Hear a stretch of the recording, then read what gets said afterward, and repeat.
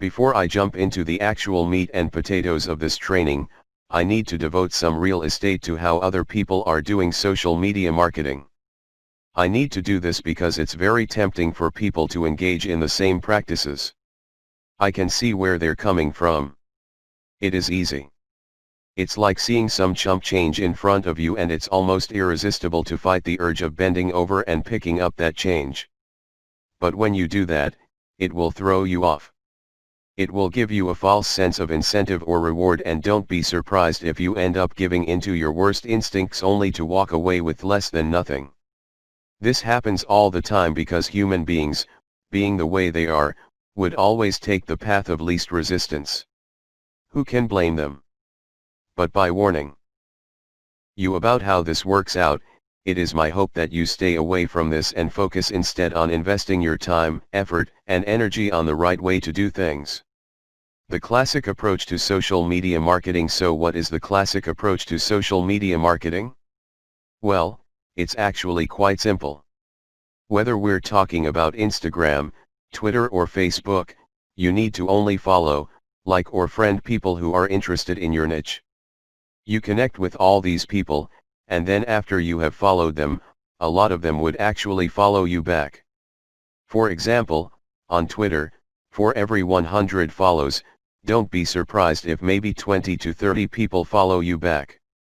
Now, this is where it gets really bad.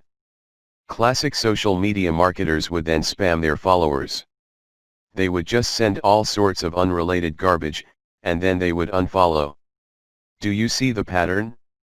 Follow, get followed, spam, unfollow. And I wish I could tell you that they do this sporadically, but instead, these self-professed professional marketers use all sorts of sophisticated software to do this. Up until a few years ago, this worked like a charm. This was a great way to get a lot of Twitter traffic. But not anymore. This pattern, instead, can get you banned. More importantly, whatever traffic you do manage to get using this tactic is not going to be any good. Why? There's no targeting. You're not pre-qualifying these people who would follow you. The only reason why they followed you in the first place is because you followed them first. Where's the selection there? Where is the targeting there? Now, you can make wild guesses, but ultimately, it's a volume game and it leads nowhere. The return on effort is not there. I'm not saying that you can't make any sales doing this technique. I'm not claiming that. But what I am saying is that whatever rewards you get are not offset by the wasted time, effort, and energy as well as opportunity costs involved. You're better off using a quality-based approach. Audiences are looking for quality. The bottom line to modern social media marketing is to use quality content. Your content will speak for you. Your content will do the pre-sales job regarding your brand. In other words, your content is your representative. It speaks to the values you want your brand to be associated with. The sad reality. Even if the follow, get followed, spam, and unfollow technique still works for some people, the rules have changed.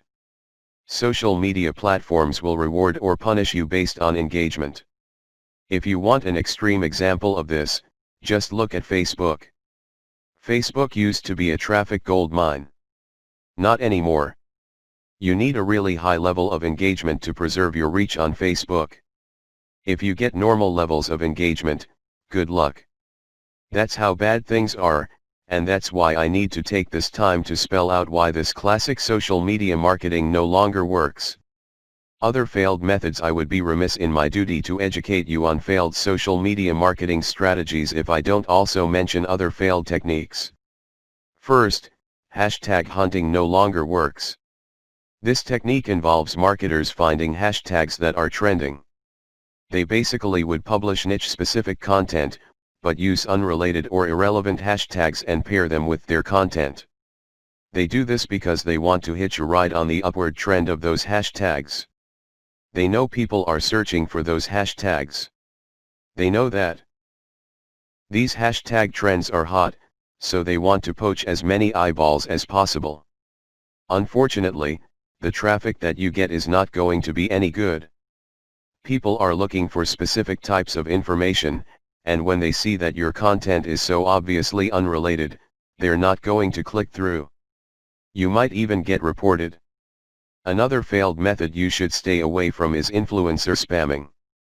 There are many influencers in almost all niches. If you want to see this in action, go to Facebook or Twitter. There are many specialized pages and specialized Twitter accounts. Now, constantly mentioning those influencers on your content is not going to help if your content doesn't really add any value.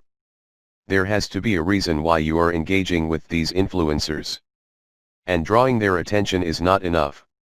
Getting them to look at your content because you think your content is hot is a lousy idea. Instead, you should focus your engagement tagging based on what they did. For example, if an influencer was talking about recent trends in athletic shoes, then that person would be fair game for an article I post regarding the latest trends in athletic shoes and what they mean in terms of the bottom line of large footwear apparel companies. That influencer would be directly interested in what I have to say because I am sharing content that is not only high quality, but is directly related to stuff he or she is already talking about. Do you see the specificity here? Do you see the direct link? Now, compare this with an influencer who talks only about Forex and I tag that influencer when I'm talking about Bitcoin. That person is going to be annoyed. Do you see the difference? Finally, automated publishing with no outreach is not going to work. Basically, what you're doing is you're throwing spaghetti on the wall and hoping something sticks. If you're just publishing content on an automated basis on Twitter, Facebook, Pinterest and other platforms, it's anybody's guess whether people would actually engage. You have to do some outreach. You have to draw eyeballs to your content. You have to find existing pools of highly qualified audiences and get your social media account in front of their eyeballs. Use your very best content. If you do this right, your automated publishing on social media will be greatly rewarded. Use a shotgun approach and you're probably going to get the same results as other failed social media marketers.